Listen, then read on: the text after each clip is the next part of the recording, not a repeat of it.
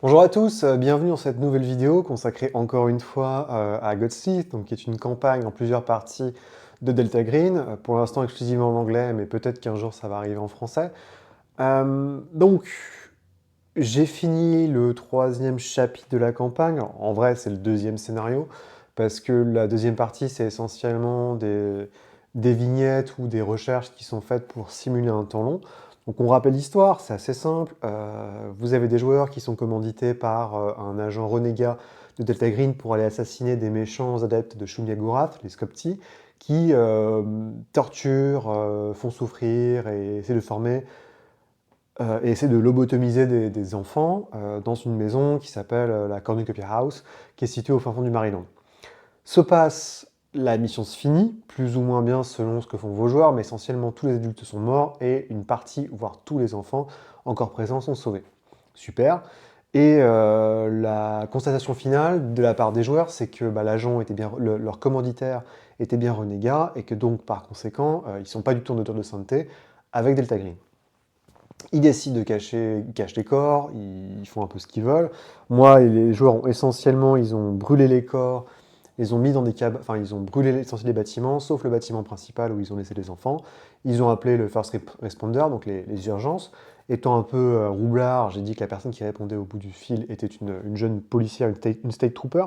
Donc on aura l'occasion d'en reparler. Donc on rappelle, il y a aussi un truc qui est assez important, vu que c'est aux États-Unis, il y a toujours deux niveaux de police. Il y a un peu comme nous, où il y a la police, la police municipale et puis la police, les gendarmes.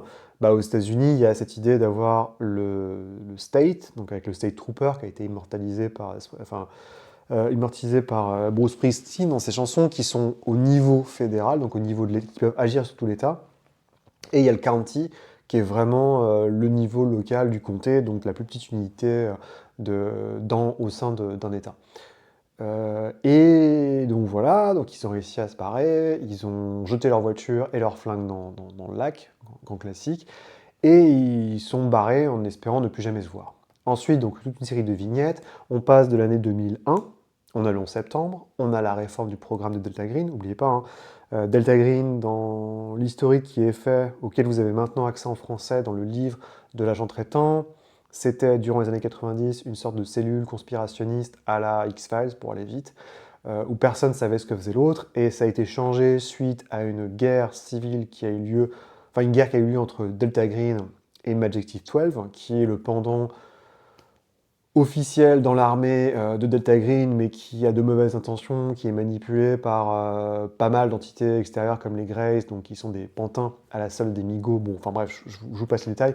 Mais en gros, ça se finit. Il y a un ancien Delta Green qui arrive, qui fait un deal avec certains mecs de Majestic 12. Ensemble, ils purgent Majestic 12 du reste disons, des pommes pourries, des fruits pourris qui sont présents à Majestic 12, notamment le contre-espionnage avec Adolf Lepus qui était vraiment un ordure, le chef de Delta Green qui s'appelle Joseph Camp, qui doit plus de 90 ans, sacrifie en fait, et il défonce tout en ça, donc c'est une sorte c'est une victoire, mais c'est une victoire à la Pyrrhus pour le vieux Delta Green, parce qu'il reste quasiment plus personne.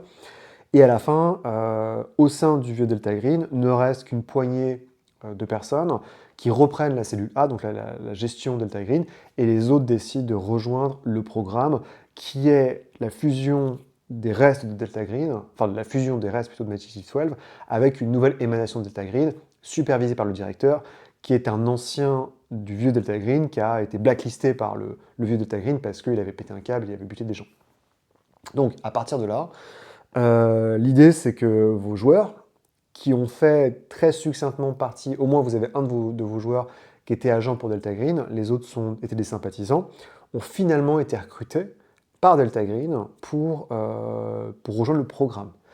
Le vieux Delta Green existe encore, mais sous la forme de ce qu'on appelle les Outlaws, donc les hors-la-loi, qui sont exactement comme le vieux Delta Green. L'idée essentielle, c'est que ça permet aux joueurs, si vous voulez jouer un truc plus larvé à la X-Files, avec une gestion d'administration dans la guerre contre la terreur, vous jouez avec le programme. Si ce qui vous intéresse, c'est de jouer un peu le Delta Green Old School, vous rejoignez les Outlaws, donc les hors-la-loi, mais bon, en termes de jeu, ça change quelques trucs, mais c'est pas non plus incroyable, quoi, parce que finalement, l'idée à retenir, c'est que les hors-la-loi sont beaucoup plus cow-boys, Ils arrivent, ils cassent tout, ils rasent tout, ils s'en foutent, alors que le programme est beaucoup plus administratif, hiérarchique, mais vous laissera autant dans la merde en fait que les outlaws, puisque eux c'est l'inverse, ils ont tellement de bureaucratie que bah, généralement ça vous explose à la tronche, on va vous dire vous n'avez pas le droit d'avoir accès à cette information, vous n'avez pas le droit de faire ci, vous n'avez pas le droit de faire ça. Dans tous les cas, durant le chapitre 2, donc le passage de 2001 à 2016, vos joueurs ne se sont jamais reparlés. Et vos joueurs sont intégrés d'une manière ou d'une autre à Delta Green, le programme. À aucun moment, le type qui les recrute pour le programme ne sait, et même si les joueurs viennent en parler, il met ça de côté, donc ça c'est un peu le truc un peu poussif, mais souvent les joueurs ne font pas raconter ce qui s'est passé à Cornucopia House. Donc on débarque en août 2016, et le programme demande à tous les PJ de se rendre à Washington dans un bâtiment non descript qui appartient à WeWork, puisque WeWork existait encore à cette époque-là. Et quelle surprise quand un joueur prend l'ascenseur à 5h du matin et qu'il y a un autre mec qui arrive, qui bloque la porte, qui rentre dans l'ascenseur et reconnaît le type avec qui il a fait l'opération il y a 15 ans. Et après, les deux autres arrivent et ils se retrouvent tous dans une espèce de pièce non descripte, au milieu d'un bâtiment sans âme, dans une salle à 5h du mat à Washington DC, dans une grande salle de réunion. Et c'est là où évidemment ils commencent à stresser, perte de salle, parce que vous savez quelqu'un vous a réuni pour une raison qui est forcément liée à Cornucopia House. Et c'est là qu'arrive un mec qui s'appelle Pizzirelli, qui est l'assistant du procureur au niveau du FBI, donc un poste très élevé, qui est un mec assez impliqué dans le programme. Et il arrive, il dit bon bah vous savez pourquoi on est là? Et évidemment les joueurs sont là genre bah non, ne vous inquiétez pas. Et il dit je vais vous dire pourquoi on est là. Puis il allume la télé. Et à la télé, il y a une grande bande-annonce, il y a un grand bandeau d'alerte qui dit 50 corps retrouvés sur le site d'un ancien orphelinat, et les corps sont en train d'être déterrés, et c'est pile poil là où il y avait Cornucopia House. Donc Pizzirelli dit en substance, bah écoutez, c'est simple les gars, voilà ce qui va se passer, vous nous avez pas dit que vous étiez là-bas il y a 16 ans, en Floride, il y a à peu près une semaine, il y a une dame qui vivait toute seule, genre une dame à chat qui vivait toute seule au fond d'un parc de caravanes qui a été retrouvée dévorée par ces animaux. Et c'est bizarre, elle avait un petit papier avec tous vos vrais noms dessus. Donc le premier mec qui est arrivé sur place, qui s'appelle Eckstein, qui était juste un assistant shérif, a appelé les gens du Maryland pour savoir est-ce que vous connaissez ces noms? Est-ce que l'adresse de Cornucopia House, ça vous dit quelque chose? Parce que l'adresse de Cornucopia House était aussi notée. Donc, l'agent trop zélé du county est allé voir, et qu'est-ce qu'elle a trouvé? Donc, parce que depuis 15 ans, je vous l'ai peut-être dit dans le premier scénario, dans la première vidéo, mais une partie des terrains de Cornucopia House qui appartenaient au Scopsy a été revendue, et ça, ils l'ont voulu, hein, parce qu'ils avaient trop de terrain, donc une partie de la colline a été vendue au gouvernement, donc à l'État, pour construire une prison. La prison depuis a été construite, et Cornucopia House a été rasé, le terrain racheté, et ils ont construit une annexe dessus, hein, une sorte de garage pour la prison. Et oh surprise, quand la jeune fliquette arrive et commence à regarder, qu'est-ce qu'elle voit? Elle voit un chien qui est en train d'aboyer et de gratter pour déterrer des os. Et donc elle tombe sur un charnier, et quand elle tourne à perte, quand elle voit la porte du garage, qui est l'annexe de la prison, qu'est-ce qu'elle voit? Elle voit une fille dont la mâchoire a été arrachée, qui est crucifiée, qui a été torturée, sur la porte de l'annexe.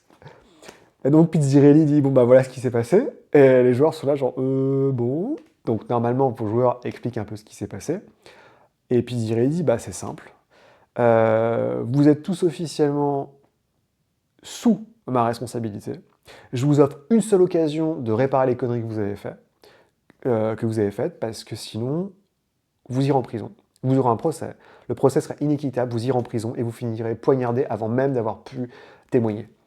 Donc les joueurs sont là, donc c'est un peu hardcore, et les joueurs sont là, ok.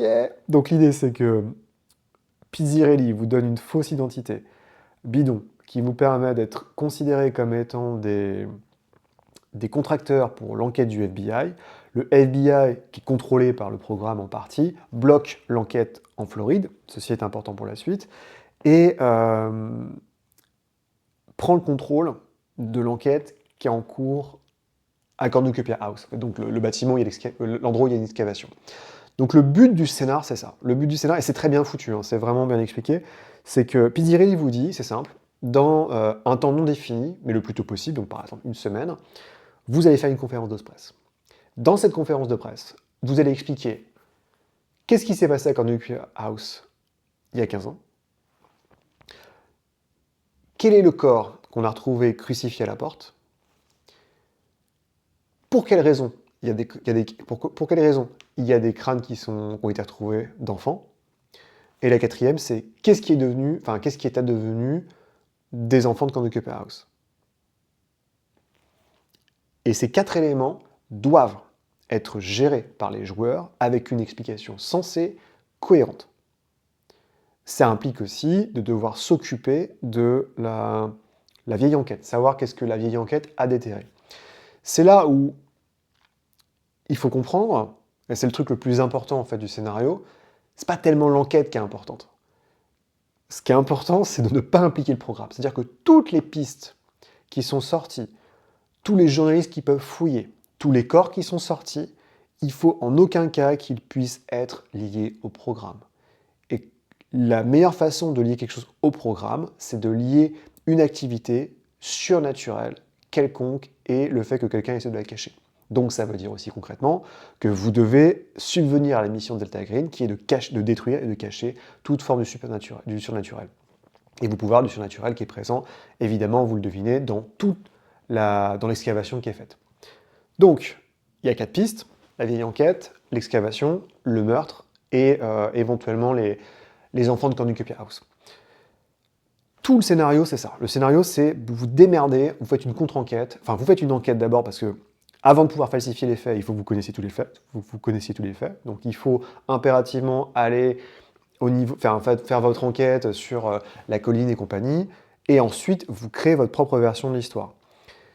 Donc le grand avantage, c'est que vous êtes en fait le FBI chapeaute un petit peu toute l'excavation et que l'excavation est menée par des professeurs de l'université de Harvard avec des étudiants en archéologie et en forensique, donc en criminalistique. Sauf que les étudiants, ils s'attendaient à aller au Pérou, au Machu Picchu pour sortir des pots de terre, et ils sortent en fait des crânes d'enfants. La chance que vous avez, c'est que les 2 professeurs en question, donc il y a un médecin et un archéologue, sont des agents de Delta Green du programme. Donc ils sont là pour vous filer un coup de main, concrètement. Ils vont tout faire pour vous filer un coup de main. Mais ce qui n'est pas le cas des autres mecs qui sont sur place, ce qui n'est pas le cas des étudiants. Les facteurs X présents, donc je vais revenir sur les 4 pour aller vite, mais en gros, vous arrivez sur place, le premier truc que vous faites, c'est vous rendre sur le site d'excavation, et c'est là où vous croisez en fait les vrais facteurs X, les complications du scénario. Il y a 3 complications, c'est simple, c'est 3 personnages. Le premier, c'est une journaliste. Il y a une journaliste qui rôde tout autour de l'excavation, qui veut tout faire pour avoir son scoop, et qui ira pointer tout ce qui ne va pas dans l'enquête, qui cherchera à harceler les joueurs, qui cherchera à harceler les PNJ, qui essaiera de les suivre, qui a un drone, la totale. Le deuxième, c'est la jeune fille, moi je l'ai changé, mais en gros, elle était la jeune fille qui était au niveau, la jeune fille qui fait partie du state, donc en gros qui est flic au niveau fédéral, qui était déjà la first responder sur le Cornucopia House il y a 15 ans. Moi j'ai changé ça juste comme ça. Mais en gros, elle était jeune à l'époque, et c'est elle qui est en charge de l'enquête au niveau de l'État. Et le troisième mec, c'est un gars qui est en charge de... C'est lui qui était le responsable de la fille, qui a découvert le corps, les squelettes, et lui, c'est le chef au niveau du comté de la police. Évidemment, les 2 membres des forces de la police sont, d'une part, un peu en porte-à-faux, parce que la fille est vraiment mue par un sentiment de justice, alors que le type, il en a rien à foutre, il est juste là pour son avancement personnel, et pour qu'il y ait le moins graviche possible. Et le truc, c'est qu'évidemment, vous, en tant qu'agent du FBI, enfin, en tant qu'aide du FBI, vous êtes en porte-à-faux aussi avec eux, eux vont chercher à avoir le maximum d'informations, et vont forcément essayer de faire du donnant-donnant pour que vous le laissiez, par exemple, aller sur la tente pour voir les corps, parce qu'ils n'ont pas le droit de le faire. C'est sous la juridiction du FBI. L'idée derrière tout ça, pourquoi je vous dis ça, c'est parce que les flics, et Pizzirelli, quelque part, savent que vous devez blâmer quelqu'un. C'est-à-dire que le gouverneur de l'État du Maryland regarde là-dedans et dit « on va s'en occuper ». Et le fait qu'il y ait 50 squelettes de gamins qui ont été déterrés, fait que le public, d'une manière ou d'une autre, veut un sacrifice. Et c'est à vous, en fait, de trouver qui vous allez passer à la casserole pour blâmer quelqu'un et pour qu'en plus, ensuite, le gouverneur puisse mettre ça sous le tapis et penser à sa réélection. Donc c'est assez, c'est très cruel, j'avoue. En plus, bon, il y a des petits trucs, c'est-à-dire que la flic côté fédéral, enfin la flic côté du niveau state, elle a plein d'informations sur l'ancienne enquête, puisqu'elle était jeune flic à l'époque, et elle connaît les mecs qui ont supervisé l'enquête, parce que l'enquête qui a été faite il y a 15 ans a été faite au niveau de l'État. Et à l'inverse, le type a potentiellement une option d'avoir, puisqu'en fait c'est le niveau du comté qui a répondu, il a les noms des joueurs. Donc si jamais il pense à faire parce qu'elle était sur le papier, donc si jamais il fait une recherche Google ou autre, ou que vous lui mettez des bâtons dans les roues, il dira, alors c'est tout ce qu'il sait, hein, mais il dira, ah, bah, c'est marrant, je sais que vous utilisez une fausse identité. Et donc, il y a matière à négocier, à essayer de dire, est-ce qu'on peut le passer sous le tapis, est-ce qu'on peut le passer sous un train, sachant qu'il va peut-être nous poignarder. Donc c'est des petites choses qu'il faut vraiment gérer. Après, ça peut être l'inverse, hein. Vous pouvez très facilement, enfin, vous pouvez assez facilement vous les mettre dans la poche. Mais il y a un moment, vous devrez trahir quelqu'un d'une manière ou d'une autre. Il y a une troisième solution qui est qu'en gros, quand vous allez fouiller dans l'ancienne enquête, vous pouvez tout blâmer sur les deux types qui ont fait l'enquête il y a 15 ans puisqu'ils sont morts. Donc bon, à la limite, mais c'est moins tenable et ça met quand même un peu... Enfin, c'est très compliqué. Vous pouvez aussi blâmer le FBI, mais si vous faites ça, c'est pas bon signe parce que Pizzirelli vous dira, vous pouvez faire ça, mais ça veut dire que le FBI refusera de coopérer avec vous plus tard et ça veut dire que tous les jeux de bureaucratie qui seront faits pour le programme et pour le FBI plus tard auront des gros malus pour toute la campagne. Après, c'est vous qui voyez. Ça dépend des topologies de joueurs que vous avez. Donc en tout cas, donc voilà, il y a vraiment 4 pistes, comme je dis. Donc là, je vais essayer de faire succinct parce que c'est quand même assez dense niveau information. L'excavation. Donc l'excavation déjà est faite sur place, protégée donc dans une tente. Et ce qu'on remarque, c'est sur les 50 crânes, il y en a une trentaine qu'on peut expliquer de manière normale. Enfin, si on peut appeler ça normal, c'est quand même des enfants qui ont été tués. Mais c'est des abus, c'est de la malnutrition, j'en passe des meilleurs. Par contre, il y a 15 crânes qui sont clairement étranges, qui ont été modifiés par la magie en fait, de la Baba Yaga, là, de la babouchka. Et en plus, il y a une sorte de peau de liquide noir. Le liquide noir, vous l'avez deviné, en fait, c'est plus ou moins un truc ritualistique des Skopti. En l'occurrence, c'est une protomatière, c'est ce qui reste quand tu sacrifié des gamins. Donc c'est une sorte de protomatière de Shumyagurat pensant. Et le problème, c'est que vous avez un moment, la journaliste va demander à un des étudiants de voler du liquide noir et de lui amener. Et vous avez deviné la catastrophe. L'étudiant va ouvrir le liquide noir, il va se faire infecter et il va se faire dévorer par le liquide noir, ce qui fait qu'il y a un moment, vous devez aller chez l'étudiant pour voir ce qui se passe, parce que l'agent de Delta Green vous a dit « c'est bizarre, l'un de mes étudiants a disparu », et là vous vous retrouvez confronté à une espèce de gros monstre de l'enfer, qui est dégueulasse. Moi, c'est ce qui s'est passé. Hein. Ils n'ont rien vu au niveau du vol. Après, on leur dit « il faut vraiment que vous alliez voir si ce qui arrive à l'étudiant ». Et là, en fait, vous retrouvez l'étudiant dans sa chambre d'hôtel, et c'est une espèce de monstre, c'est absolument atroce, enfin, ça a été un cauchemar. Ils ont tiré des balles, ils ont cramé la chambre d'hôtel, enfin bref, ça a été rock'n'roll. Et donc ça, c'est vraiment l'excavation, c'est ça. Le truc de l'excavation aussi, qui est assez hallucinant, c'est qu'il y a un moment, en fait, les joueurs peuvent voir un chien qui rôde près de l'usine d'excavation, qui est le même chien qui est présent sur les caméras le soir où la fliquette, en fait, a trouvé un peu le poteau rose. Et ce chien, en fait, c'est le même chien, c'est Monsieur Throb, donc c'est le chien qui les avait vus il y a 15 ans sur Conductor House, ce qui est impossible parce qu'en plus, je crois que c'est un bulldog et que les bulldogs vivent pas très longtemps, ou un Rottweiler. Et le chien est complètement dépareillé, il est dégueulasse, il lui manque des morceaux, enfin, c'est un cauchemar. Et le chien amène un des joueurs vers un tunnel, un peu en contrebas, dans lequel il y a toute une espèce de... Il y a un ensemble de corps d'oiseaux, de corps de petits rongeurs, d'animaux, et le chien s'effondre. Et je crois au milieu en fait, de tout ça, il y a encore des corps d'enfants, quoi. Enfin, c'est un truc absolument atroce, et le chien meurt instinctivement quand il a rempli sa tâche, et qu'il a amené les joueurs jusqu'ici. Donc c'est bien glauque à souhait, hein. Mais la campagne est bien glauque. J'ai pas un cœur sensible en général, parce que je suis très, disons, je suis un peu de cette génération-là qui a été complètement désinhibée par beaucoup de choses qu'elle a vues jeune avec l'histoire d'Internet, mais putain, des fois, c'est quand même assez hardcore, hein. Il y a des trucs. Donc ça, c'est l'excavation. L'idée, c'est qu'à la fin, si vous voulez vraiment vous en sortir, c'est assez simple. Faut prendre les corps étranges. Enfin, c'est pas juste des crânes, hein, c'est des corps. Faut que vous preniez les corps qui ont été un peu tordus par l'hypermagie. Faut que vous preniez le pot noir et vous foutiez tout dans un. Moi, ils ont tout pris. Ils ont été foutre ça dans un incinérateur dans l'hôpital proche, de nuit, avec un camion. Ils ont falsifié les rapports pour pouvoir barrer le truc, quoi. Et de toute façon, les mecs derrière, les deux agents de Delta Green ont filé un coup de main derrière. L'ancienne enquête, alors là c'est rigolo, l'ancienne enquête ça dépend de ce que vous avez fait durant le premier scénario. Je m'explique, si vous y êtes allé comme des bourrins, vous avez tout flingué, vous avez laissé que des preuves partout, immédiatement l'ancienne enquête a flagué les Scopti comme étant un culte. Parce qu'ils ont vu des trucs ritualistiques partout, parce que c'est un charnier, parce que la maison de la maison de la babouchka a plein d'objets extrêmement étranges. Et donc en fait c'est le pire truc, parce que ça veut dire que potentiellement ils savaient qu'il y avait un culte, qu'il y a des enfants qui sont déformés, donc ça veut dire que le surnaturel existe, et ça la fout mal pour le programme. Et pour vous, c'est fini. Ça veut dire que si vous n'arrivez pas à changer les données de la vieille enquête, c'est fini. Vous allez directement en prison et vous prenez un coup de lard, un coup de dague dans la tronche, enfin un coup de couteau dans la tronche et c'est fini, quoi.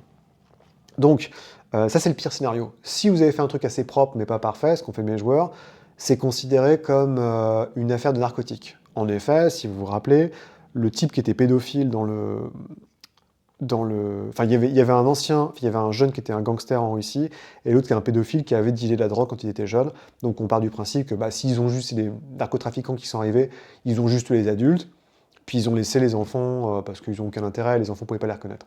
Donc c'est ce que j'ai eu moi, et si vous êtes vraiment, vraiment des badass, qu'il n'y a aucune preuve, que vous avez caché les corps, qu'il n'y a rien, que les enfants ne vous ont pas vu, enfin la totale, à ce moment-là, ça passe sous le coup d'une arnaque à l'assurance. Donc en gros, le culte, enfin le Nuclear House est en fait juste une arnaque qui est faite pour récupérer de l'argent auprès du contribuable et de l'État, alors qu'en fait, la petite vieille qui a été exploitée par les autres personnes, et tout le monde s'est barré parce qu'ils ont eu peur. C'est tout, quoi. C'est vraiment... donc c'est le top du top. Dans tous les cas, le grand avantage que vous avez, c'est que l'ancienne enquête était encore papier. Ce qui veut dire que vous pouvez falsifier les rapports, brûler les rapports. Ce qu'ont fait mes joueurs, en fait, ils ont un peu falsifié les rapports, mais bon, c'était assez propre, donc ils n'ont pas eu trop de soucis. Ils ont choisi de collaborer avec la flic niveau fédéral, donc enfin niveau de l'État. Donc c'est plutôt bien passé parce qu'elle leur a filé plein de billes. Ils ont eu une bonne relation, quoi, tout de suite. Et ils ont vu qu'elle était motivée pour les aider. Alors techniquement, vous pouvez l'enrôler au sein de Delta Green, et ça peut être un PJ de remplacement. Ça, c'est possible aussi. Donc ça, c'est pas trop mal passé.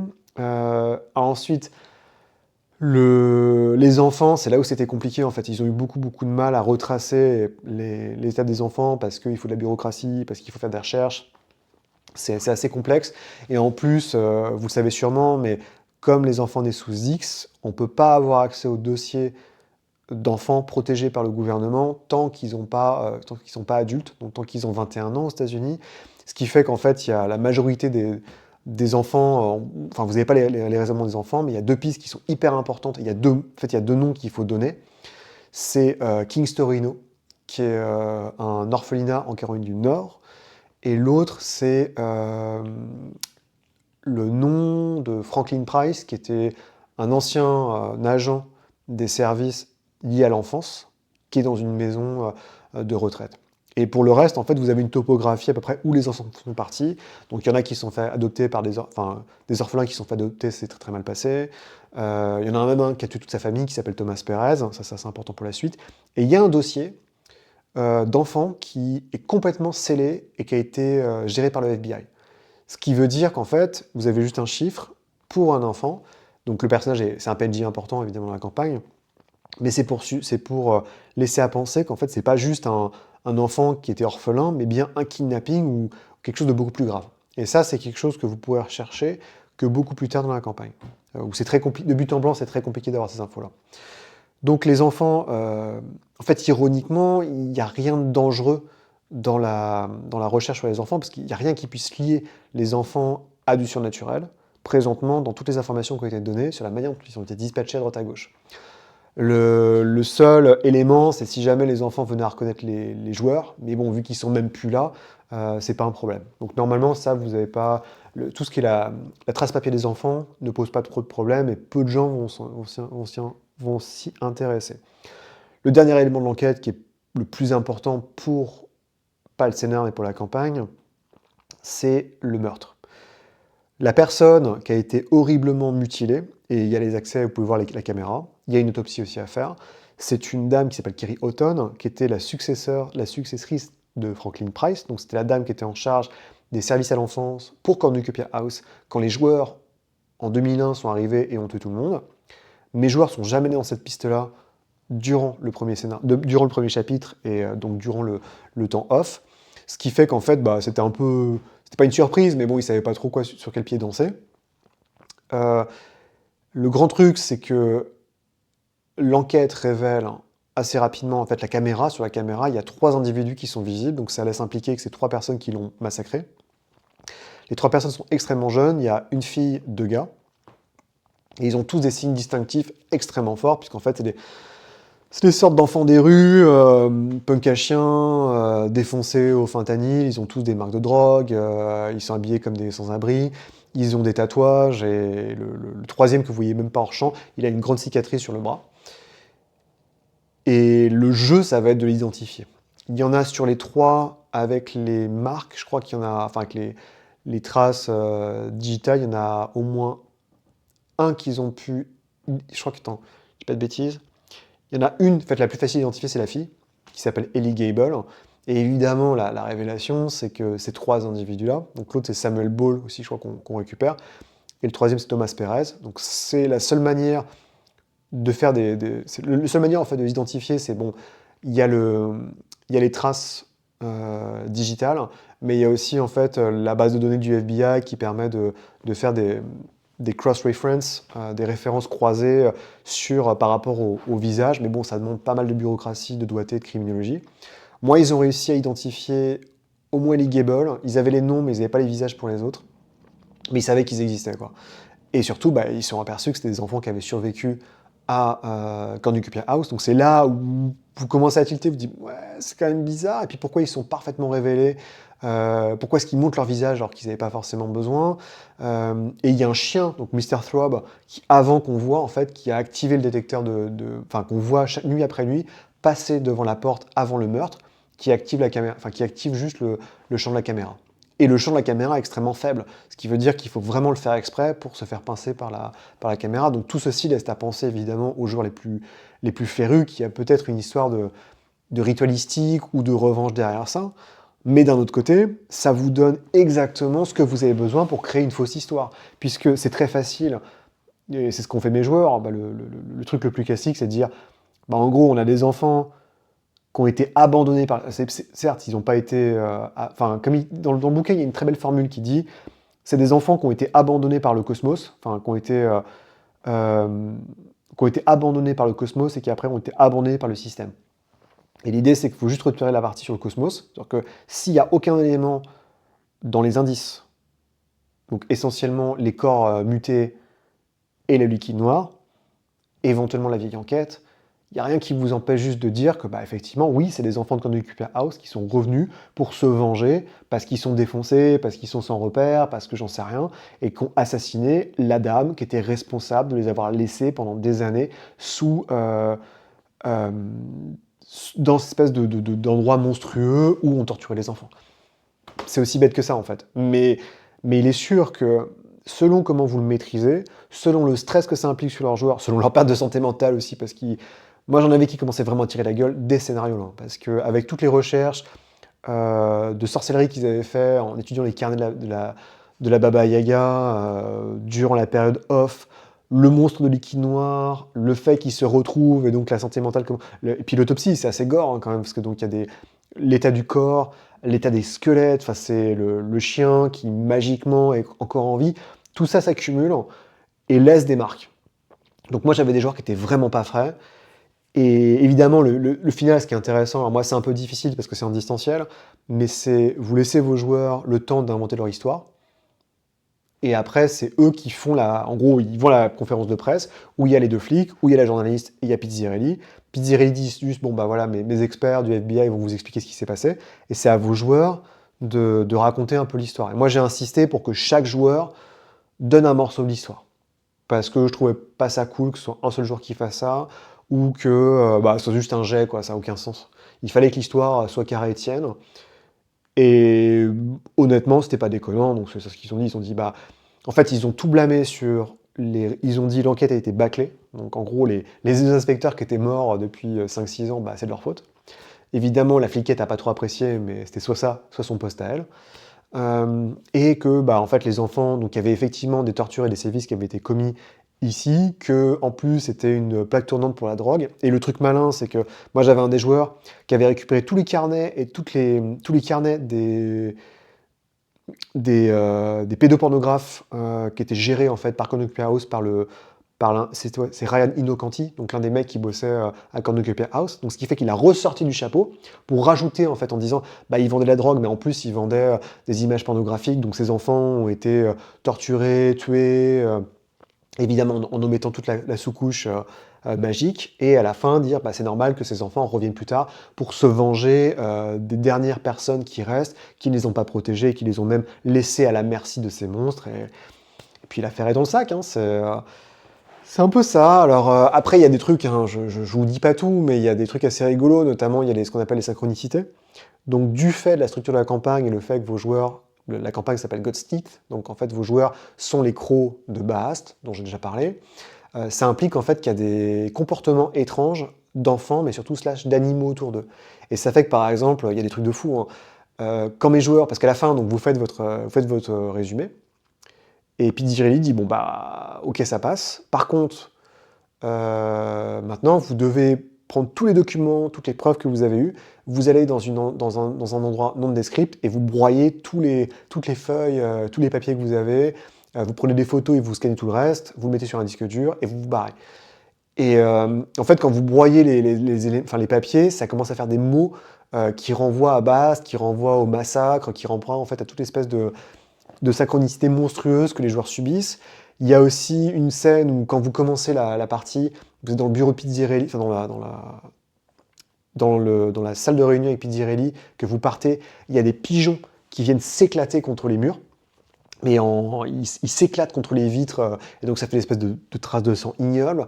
Il y a un moment, quand vous allez au bureau de la protection de l'enfance, aux archives, il y a une lapine qui met à bas au milieu au milieu de la rue, en fait, et qui met à bas comme ça plein de petits lapins. Il y a plein de choses très étranges comme ça qui se passent, ce qu'ils appellent les événements synchronicité, qui donnent un caractère encore plus malsain, ambigu et dégueulasse à la campagne, à la campagne de God's Teeth. Et donc moi le final, j'ai utilisé deux options. Alors je sais qu'il y a des gens qui diront non, c'est de la merde, mais moi j'ai fait ça comme ça parce que je trouvais ça mieux. En gros, vous pouvez soit dire ok on fait un break, vous avez un peu de temps, et on vous rappelle, parce que l'idée c'est qu'à la fin, la fin du speech, vous dites on a lancé un EPB, un BOLO, donc une feuille de recherche auprès de la police, auprès de l'État et au niveau des autres États, pour Ellie Gable, Thomas Perez et Samuel Ball. Parce que c'est des crimes, on pense que c'est eux les suspects, c'est eux qui ont assassiné Carrie Hawthorne. Et donc normalement, vous avez deux options. Soit vous dites, ok, le scénario est fini, vous vous reposez, tranquillou, et puis on vous appelle quand on trouve quelque chose. Et ça peut être assez long, assez court. Et moi, j'ai préféré, par rapport à l'optique de la campagne, et surtout pour pas relâcher le rythme, dire, bah en fait, maintenant, vous allez... Parce qu'il y a aussi l'enquête à Miami, hein, il y a l'enquête en Floride. Et avec que les joueurs ont tout de suite deviné en se disant, bah oui, c'est forcément la fille qui est morte, par les petites recherches qu'ils ont réussi à faire, c'est une afro-américaine d'une cinquantaine d'années, c'est forcément la fille qui nous a filé l'enquête il y a maintenant 15 ans. Évidemment, quand l'enquête commence de Red Thoughts, ils veulent tout de suite aller en Floride. Et il faut leur dire non, non, vous ne pouvez pas aller en Floride, il faut que vous résolviez l'enquête qui est présente ici au Maryland. Donc une fois qu'ils l'ont fini, ils se disent bah super, on va y aller. Et donc moi ce que j'ai fait, je dis bah, et ça c'est une option qui est prévue dans le bouquin, Pizzirelli dit le programme vous fait un peu plus confiance, mais pas complètement, donc vous avez interdiction de vol. Par contre, vous pouvez y aller en voiture. Et comme ça fait un road trip, et en plus, ce qui est vachement bien, c'est que vous l'avez deviné, les étapes du voyage. En fait, le bolo, donc il va y avoir un avis de, il va y avoir l'avis de recherche lancé sur Eligable, va donner quelque chose juste au niveau de l'état du Maryland, puis ils vont aller à Kickstorino et il va se passer quelque chose, puis ils vont aller en Floride et il va se passer quelque chose. Donc ça me semblait pas déconnant de tout de suite enchaîner sur le scénario d'après, qui s'appelle White Teeth, si je dis pas de bêtises, qui est vraiment basé sur dans un cadre de road trip en fait, un peu la Unknown Armies, où 4 mecs qui sont condamnés par l'entité qui les a marqués, 4 mecs qui sont coincés dans une enquête qu'ils n'ont pas vue depuis 15 ans, doivent faire route vers le sud des États-Unis, tous ensemble, avec les angoisses, avec les horreurs qui les ballottent, et pour vraiment forger quelque chose de l'Americana, parce qu'en plus vous passez, vous commencez par le Maryland, puis vous descendez en Caroline du Nord, puis vous allez jusqu'en Floride, et il y a vraiment une sorte de crescendo qui pour moi montait beaucoup mieux en sauce, avec l'option proposée dans le bouquin qui était de prendre la voiture plutôt que prendre l'avion, ou faire un break, ça n'avait pas de sens. Donc c'est pour ça, là je suis en train de finir, je suis quasiment à la fin là, du 3e chapitre, je pense que je filerai plus de récompenses de San, parce que déjà ils sont hyper pingres en récompenses de San, mais surtout parce qu'en fait, j'ai fait jouer les 2 scénars d'affilée, donc j'ai quasiment pas filé de San, parce qu'il n'y a pas de repos, quoi. Simplement, il y a pas de vignette hors temps. Mais voilà, donc c'est ce que je pouvais vous dire sur Red Thought. C'est vraiment très bien, là c'est que de l'enquête pure, c'est pas du tout du... Et ce qui est génial, c'est que c'est de la contre-enquête en plus, c'est-à-dire que la majorité de l'enquête a déjà eu lieu, enfin une partie de l'enquête a déjà eu lieu, l'autre enquête, évidemment, vous donne des billes pour la suite de la campagne, mais c'est surtout, c'est pas tellement l'enquête qui est importante, c'est comment est-ce que vous la spinez, donc comment est-ce que vous la manipulez auprès du grand public pour ne pas vous faire tuer, quoi, simplement. C'est vraiment... Moi, j'ai trouvé ça hyper malin. J'ai vraiment... Enfin, pour moi, c'est peut-être... Alors, je sais pas, il y a évidemment l'intro qui est génial, mais pour moi, c'est le meilleur moment de la campagne, parce que c'est vraiment... Alors, c'est pas de l'action, hein, il n'y a pas de grands moments de bravoure, il n'y a pas de monstres, enfin, quasiment pas de monstres, mais c'est vraiment le cœur du jeu, le cœur de, pour moi, l'optique du nouveau Delta Green, qui est de dire, ok, on fait partie d'une administration qui est techniquement censée se battre contre le supernaturel, mais tout ce qu'on fait, en fait, c'est couvrir notre cul, et il faut à aucun moment que nos fesses soient révélées au reste du monde, et s'il faut qu'on passe des gens sous le train, on le fera. Et c'est ignoble, c'est glaçant, mais ça offre un très très beau parallèle justement à cette espèce d'absence complète aujourd'hui de responsabilisation au sein de l'administration américaine, de Trump, cette idée que de toute façon, même si vous dites la vérité sera effacée sous quelque chose d'autre, c'est très très bien. Non, non, c'est vraiment très très bien. Et même si je sais que dans son ensemble, il y a des trucs dans la campagne que j'aime moins, j'en reparlerai quand je ferai vraiment une conclusion. Individuellement, les scénarios sont très très bien. Je trouve qu'individuellement, les scénarios se tiennent parfaitement. Ce qui tient le collagène en fait de différents scénarios marche aussi, puisque c'est toujours en fait les gars, enfin jusqu'où je suis prêt à aller pour sauver une vie, quoi. Parce que vous allez voir, il y aura des circonstances assez aggravantes, mais en tout cas c'est très original. Ce scénario est très original, très différent, et le fait de reprendre à froid des éléments qu'on a laissés en plan il y a 15 ans, et qu'en plus certains de ces éléments sont directement des conséquences de ce qu'on a fait, surtout l'ancienne enquête, c'est super important. Premier scénar, prenez des notes. Prenez des notes sur ce qu'ont fait les joueurs, ce qu'ont pas fait les joueurs. Est-ce qu'ils ont planqué les armes? Est-ce qu'ils ont récupéré les douilles? Est-ce qu'ils ont planqué les corps? Où est-ce qu'ils ont planqué les corps? Est-ce que quelqu'un les a vus au diner avant qu'ils partent? Est-ce que tac, tac, tac, tac, tac, tac? C'est con, mais c'est pas tellement que c'est important en termes de jeu, ça l'est un peu, mais c'est que ça apporte une coloration supplémentaire et une personnalisation évidente pour vous et pour vos joueurs, où vos joueurs vont dire putain, l'enfoiré, il s'est rappelé de ça, enfin, vous, en général, le scénario s'est rappelé de ça, comment est-ce que je fais pour me dépatouiller? Et ça, c'est vraiment hyper important, surtout quand on joue sur des échelles de temps comme ça. Donc voilà, c'est ce que je pouvais vous dire sur Red Thoughts, donc Pensée écarlate. J'espère que ça vous a plu, puis je vous dis à très bientôt pour la suite. Allez, salut!